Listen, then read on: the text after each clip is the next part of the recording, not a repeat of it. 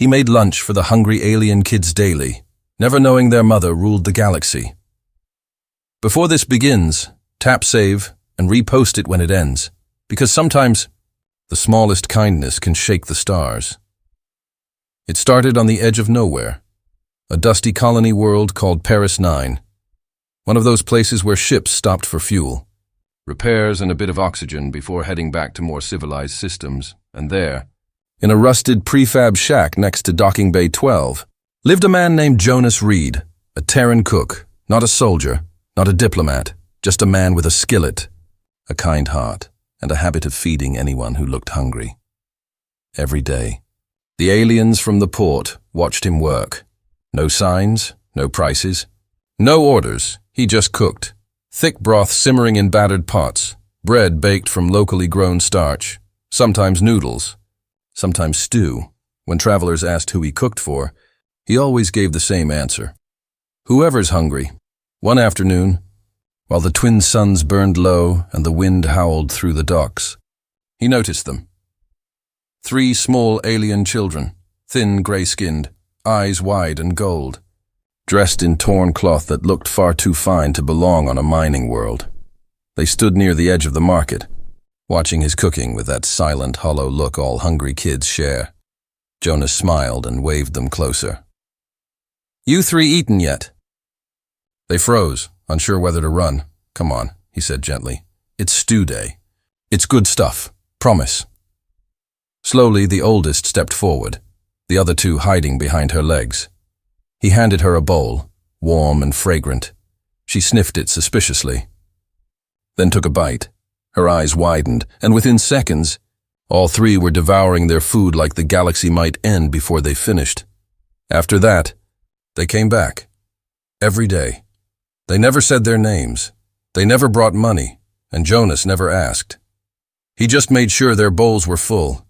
Sometimes he'd toss in extra bread, or sneak them sweets from old Terran recipes, chocolate, sugar, things almost no one out here could afford.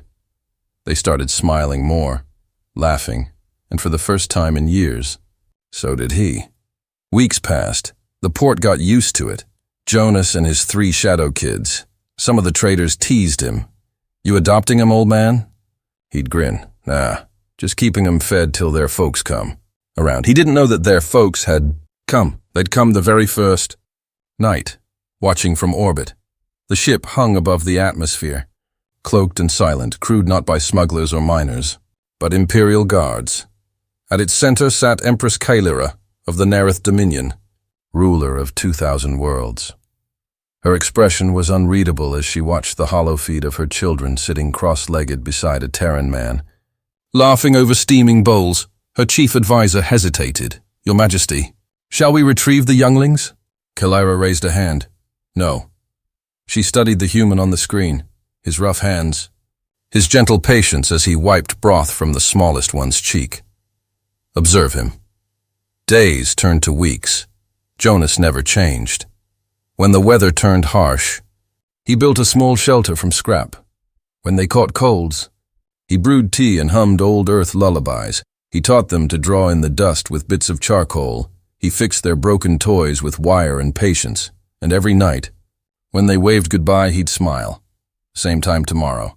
Kids." Then came the day the soldiers arrived. The entire market froze as a Nerith royal cruiser descended, parting the dust clouds with glowing blue thrusters. Armored guards stepped out first, weapons holstered but unmistakably lethal. Then she emerged, tall, graceful. Her skin shone faintly, like pearl under sunlight, the Empress of the Nerith. Dominion Jonas had no idea who she was. He just blinked, wiping his hands on his apron. "Afternoon, ma'am.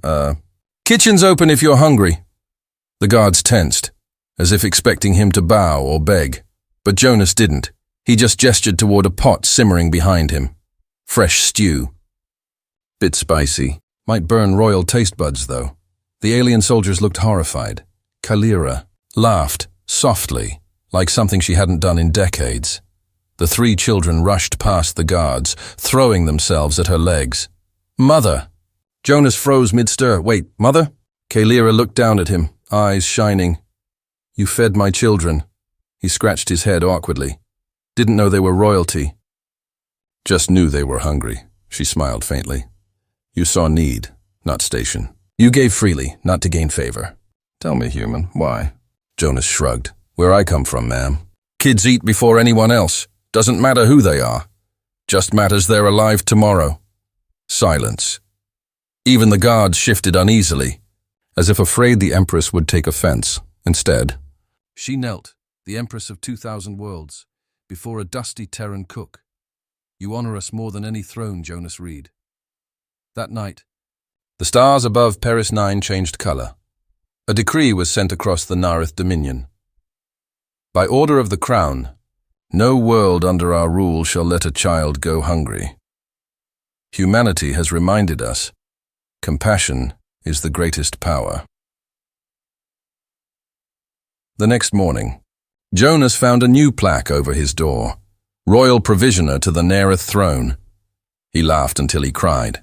The kids still came to eat every day, except now the guards came too, pretending they were just there for security. Jonas kept cooking. Same stew, same bread, same laughter. He never asked for reward. He never realized the Empress herself often slipped through the crowd, disguised, to sit quietly and eat beside him, tasting, perhaps for the first time, what peace felt like. If that story warmed your heart, don't scroll. Tap save. Repost it, because kindness doesn't need a crown to change the galaxy, just someone willing to share their lunch.